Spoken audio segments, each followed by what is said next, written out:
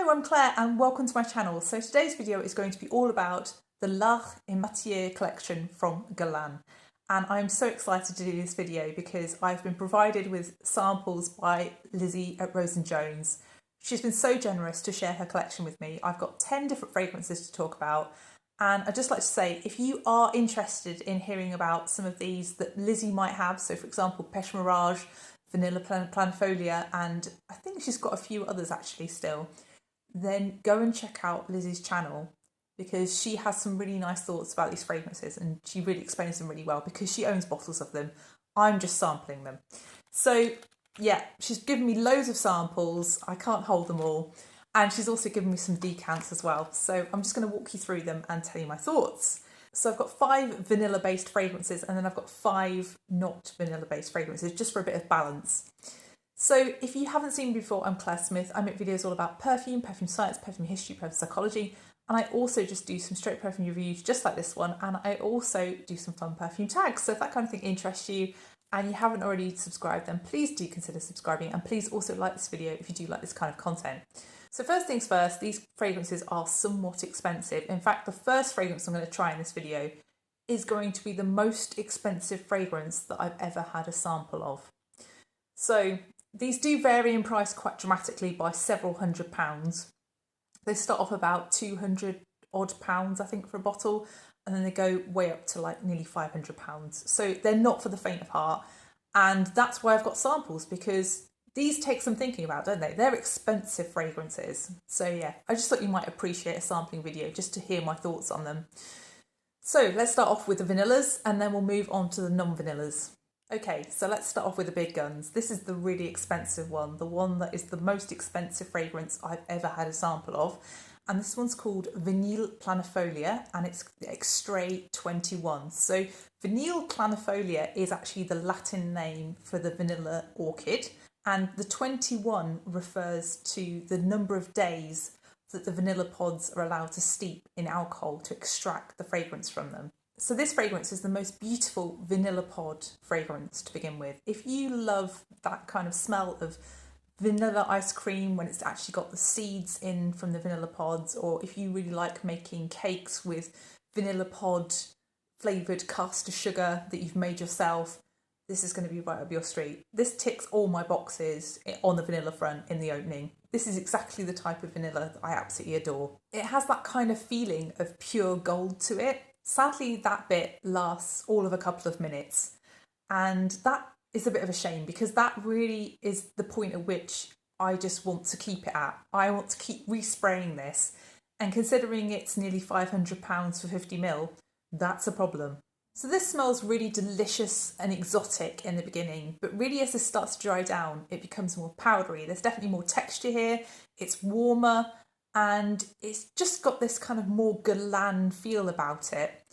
Really as this dries down further, you get more aspects to the vanilla, so it becomes a little bit smokier, it becomes a bit spicier, and just more resinous overall. I just really love this more in the opening and also in the final dry down than I do in the midsection. The midsection is really my least favourite part, but it doesn't last that long. I really feel like the dry down is really the longer period of this fragrance.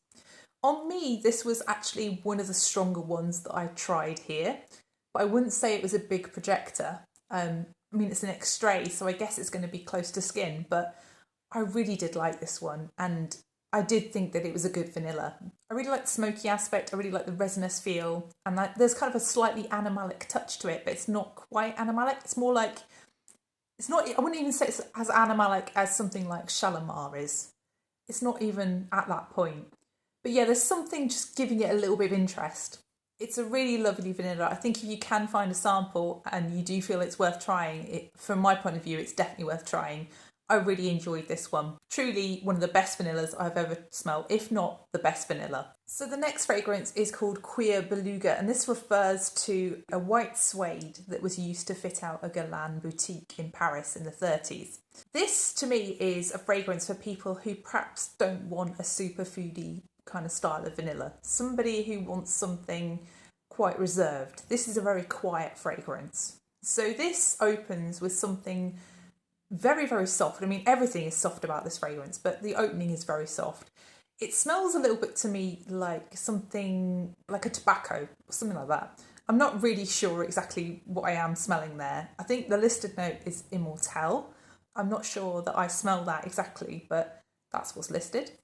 So I think for me, really as this begins to dry down, it turns into a soft, powdery fragrance, but there's definitely an aspect of suede here. It's both savoury and sweet, but it's more a powderiness initially. So I think there's heliotrope, and that's really adding to that powderiness. I think it feels very typically Guerlain, but I think it's just so soft. It's not something I'd probably choose unless I was wanting to wear it to bed. And the price point this is, I don't think I would want to wear it to bed. I'd want to probably wear it out. I think the closest thing that I've smelt to this would be something like Prada Amber, but even that is so much more punchy than this fragrance. It really, you have to dial everything back to even get close to this fragrance. It just smells very, very faint. So that's Cuir Beluga. So the next fragrance is probably the one that I think is the most famous. I think this is the one that gets a lot of love. This is Spiritueuse Double Vanille. So this was released in 2005. And this fragrance, I think, is meant to represent the exotic side of vanilla, according to Guerlain. So this fragrance is a golden feeling, resinous vanilla, but it's not a caramelised vanilla. There's definitely some freshness here as well. It's almost a little bit herbal at points. It makes me think of almost something like sage, and it's also quite warm. It's got a definite note of cedar. It's also a little bit spicy almost. There's a lot going on here, and I think that kind of breaks up the vanilla a little bit and just makes it a little bit more interesting, because, you know, straight up vanilla can be a little bit dull sometimes without added interest. This really dries down to vanilla extract and resins. It's definitely more vanilla than it is resins in the dry down. I do think this is really lovely, and I can see why people enjoy this one. It's a little bit cakey in the dry down. But again, I found this reasonably close to skin, and I think we've all smelt probably versions of this fragrance. This fragrance has been widely copied, cloned, duped, but I don't really feel like anything I've smelt has really come close to how this smells. So the famous ones are things like Mercedes Club Black. That really gets compared a lot to Spiritueuse Double Vanille, but I wouldn't have ever said that Mercedes Club Black is actually close to Spiritueuse Double Vanille. I guess this is far nicer, but several times more expensive, so I can see why people might choose a dupe rather than this fragrance. I think Spiritueuse Double Vanille has been successful because it has savoury aspects to it, and that makes it perhaps a little bit more wearable than other types of vanilla. I think this is something that is going to appeal to quite a wide audience, and it's going to be something that's going to be wearable in lots of different situations because it's not so gourmand. And yeah, I think that just really works, and I think that's why I like this one quite so much. So that's Spiritueuse Double Vanille. So the next fragrance is Tonka Imperiale, and this was launched in 2010, and I think Lizzie sent me the original formulation of this fragrance because I think she bought both versions, if I remember rightly, and she preferred the original formulation. I'm not sure whether I've got them mixed up, but I know that this one has been discontinued anyway. They did reformulate it, then they discontinued it, then they released an Extrait version in the more expensive line. So you can see why they might have their reasons for that. But this one is really interesting. I wasn't expecting the herbal aspect to this fragrance at all, and that's really what you get in the opening. It's more along the lines of a silvery herbal feel, but there's also a kind of smokiness to this, which I'm guessing is maybe the incense. There's also a very definite feel of a gentle tobacco. I wouldn't say it's a dirty tobacco. I wouldn't say it's, you know, very golden feeling, but definitely some feeling of tobacco there. And there's also something that could be cherry, something that could be almond, or it might just be the tonka. I think the thing I like about this fragrance is that it doesn't smell play-doughy. Sometimes almond can smell really play-doughy, and I don't get that here. I think it's really nicely done, and I think it stays quite fresh throughout, actually. You still get that herbal feel into the dry down, but really this fragrance just showcases tonka. With the cherry, the almond, and the kind of spicy, powdery aspects of tonka, I think it's just a really nice one, and just something different from straight up plain vanilla. So that's Tonka Imperiale. So finally, with the vanilla fragrances, this is the last of the bunch. This is Fève Gourmand, which was released in 2023 and is actually supposed to be a reformulation of Gourmand Coquin, which was actually discontinued. So I think that fragrance was really loved, and I think there was a lot of upset when it was discontinued and this one was launched. But honestly, having tried this, I think this is absolutely gorgeous, and I cannot even imagine how beautiful that other fragrance was if people were upset that this replaced it. So this opens to me like a very dark melted chocolate with a drop of rose essence and also some booze and just some fruitiness. It could be some cherries or it could be some raspberries. It actually makes me think of the overall smell of a black forest gâteau. It's very distinctive and it just smells like the best black forest gâteau you'd ever eat in your life. As this begins to dry down, the dark chocolatiness kind of fades back and you get more of the rose, and it's also a boozy rose. It's that boozy red rum rose. And then as it dries down further, you get more of a powderiness. Really, the final dry down is a powderiness. But really, it's a gorgeous fragrance overall. It's just a stunner. The thing I really like about this is that the booze smells very realistic. The chocolate is very dark and it's not sickly. And also, I really like that there's a kind of slight smokiness, but the smokiness doesn't dominate or take over. If you compare this with something like Vanille Planifolia, the smokiness is really quite apparent in that fragrance. I just think this one's very friendly. I think I can imagine myself wearing this one at home on a sofa or out somewhere. You know, it could be dressy or it could be quite a casual kind of cozy one.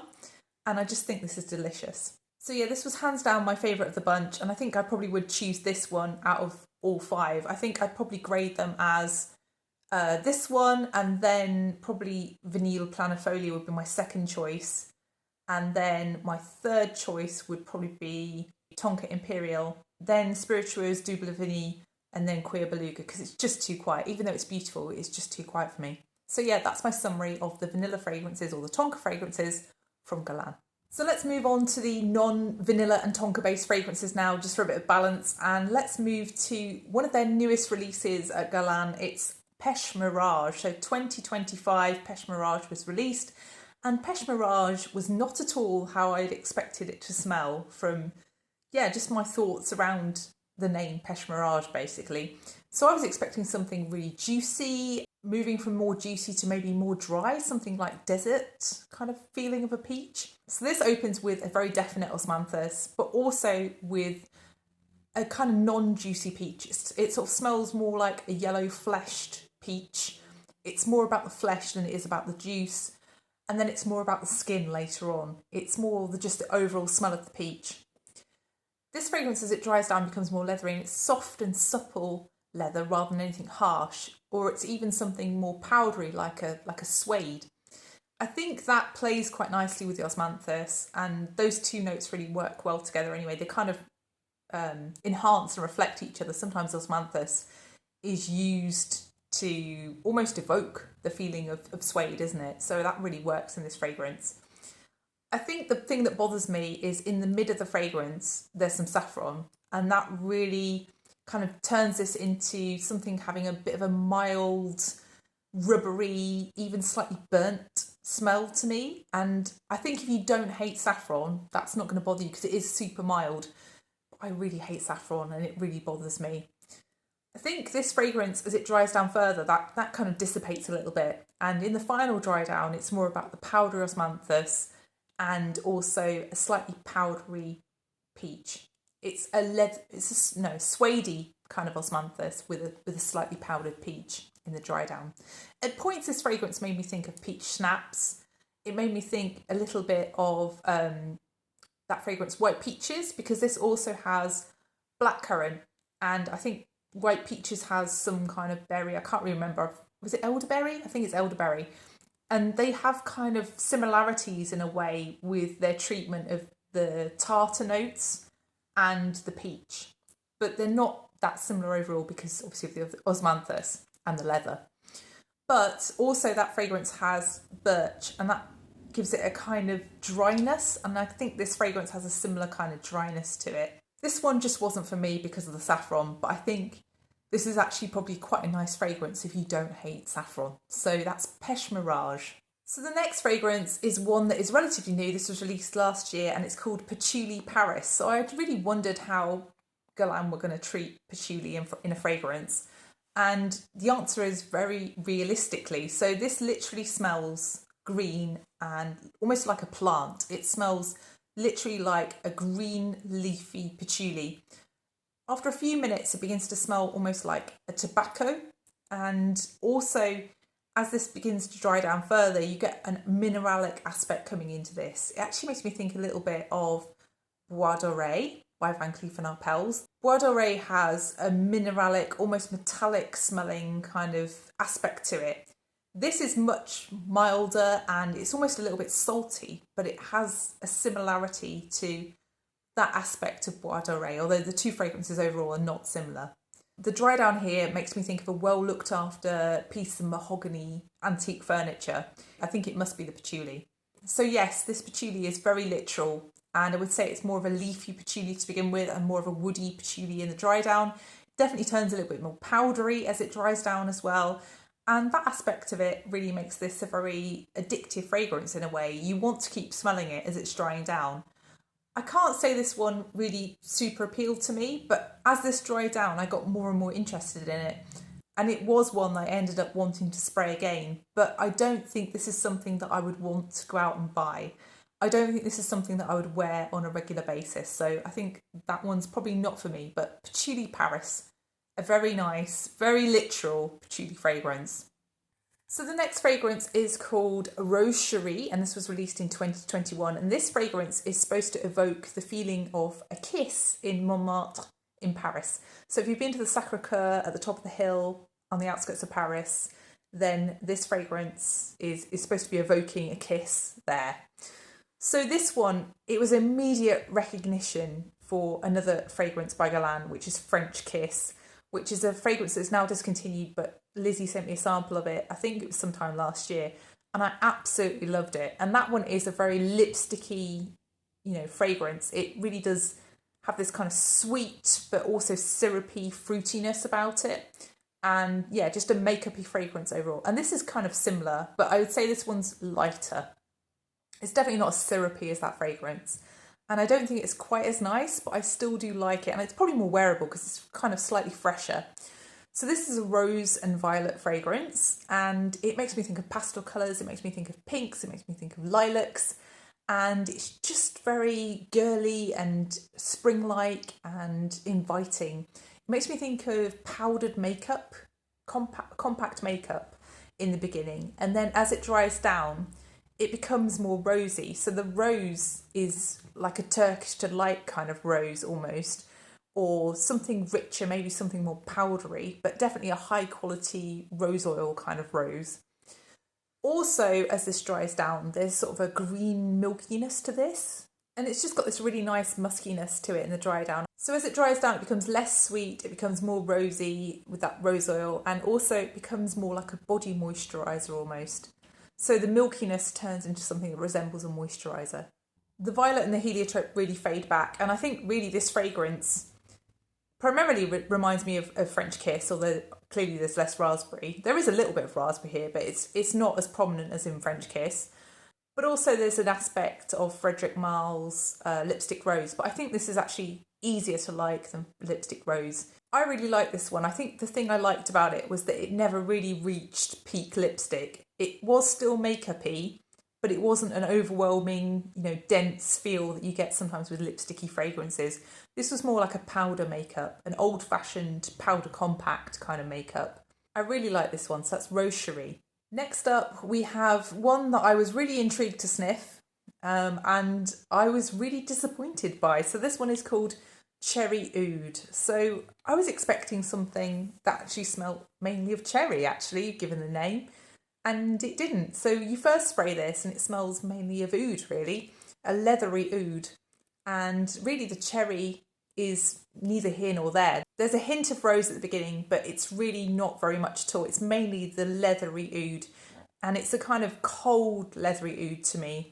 As this begins to dry down, there's a kind of red feeling in the background, but it's more the skin of the cherry maybe, or even the flesh, but nothing juicy. And it's not a syrupy cherry either. And it's very, very background. It really is mainly the oud in this fragrance. And it just feels a little bit dull, really. As this is just going on and it's just the oud, it's just the leathery oud, it just feels a little bit underwhelming. You do get more of a deep red rose oil kind of feel as this dries down, but really it's mainly the oud. And I think you really have to like the oud to like this fragrance, because that is the main smell of it. I think this collection, Oud Nude and Oud Coal, did better for them. I think Oud Nude was more likeable and Oud Coal was more daring than this one. It's a really interesting fragrance, Oud Coal. If you haven't smelt it and you get an opportunity to smell it in a store, it's very odd. I don't think this one's for me. I just found it a little bit boring, and I must say this had poor longevity. It was gone from my skin within 2 or 3 hours, and I wouldn't expect that from an oud fragrance at this price point. So that's Cherry Oud. So the final fragrance is one that I think I've discussed before with you, but this one is Neroli Plein Sud, and I just thought I'd put it in because I wanted 10 basically, so this is my extra one. And some of you might not have heard me talk about this one. So Neroli Plein Sud. I was really expecting to hate this one because it's Neroli, well, in the title, but actually for me it's more orange blossom in the beginning at least, and even in the dry down. There is a touch of Neroli, but it's mainly more orange blossom to me in the beginning. It's not sharp, it's just bright and slightly punchy, and there's actually sort of something powdery covering the orange blossom as this starts to dry down. Almost a kind of dustiness, and it begins to smell a little bit of gentle spices. It's mainly the turmeric for me, and that makes the fragrance smell dustier, earthier and woodier as it dries down. At this point it makes me think of really high quality French soaps, so something really finely milled you might get at Christmas in a special gift set or something like that. The dry down to me is very much split between the vetiver and the turmeric, and also the other side of this, the orange blossom and the neroli. It's very nicely balanced, and it's not sharp at all, this fragrance. That's what I really like about this one. For someone who doesn't like neroli, I actually enjoyed this fragrance, and that's really unusual for me. The fragrance was actually pretty strong, long lasting, and it just smelled very clean. And I don't think this fragrance is going to have a wide audience of people who absolutely love this one, but I think it's definitely going to have a select few that do, because it is just a really good neroli orange blossom fragrance with some added interest from the other notes in this, and a nice woodiness as well in the dry down. So yeah, Neroli Plein Sud. So I think, as I did with the vanilla fragrances, I'm just going to grade these, and I'm going to say my most favourite and my least favourite. So my least favourite would be Cherry Oud. I just found it incredibly disappointing that I didn't really smell much of the cherry, and it just felt a bit boring. I think my fourth choice would be Neroli Plein Sud. I'm just not a big fan of neroli fragrances, but I did think this one was actually a really nice neroli fragrance. I'm just not someone who's really into soapy fragrances, and this one did give me a feeling of soap. I think number 3 would be Peche Mirage. As much as I didn't like the saffron aspect of that fragrance, the rest of it I really did enjoy. And number 2, I would put, surprisingly, Patchouli Paris. Initially I wasn't bothered by that fragrance, but actually as I smelt it more and more, I really like the powdery aspects of the fragrance. And my top pick here would be Rose Cherie. I think that's the most likeable. I like the makeupiness of it. I like the fact that it resembles French Kiss. And yeah, I just think that was my favourite overall. So there you go, 10 Guerlain fragrances. I hope you enjoyed it. If you did enjoy the video, then please press the like button, and please also consider subscribing if you haven't done already. And please let me know, have you tried any of these fragrances? Which is your favourite from this collection? I really like Tabacco Honey, but I haven't got a sample of that one, but I would love to review that fragrance. So thank you so much for watching, and I'll see you in the next one. Bye.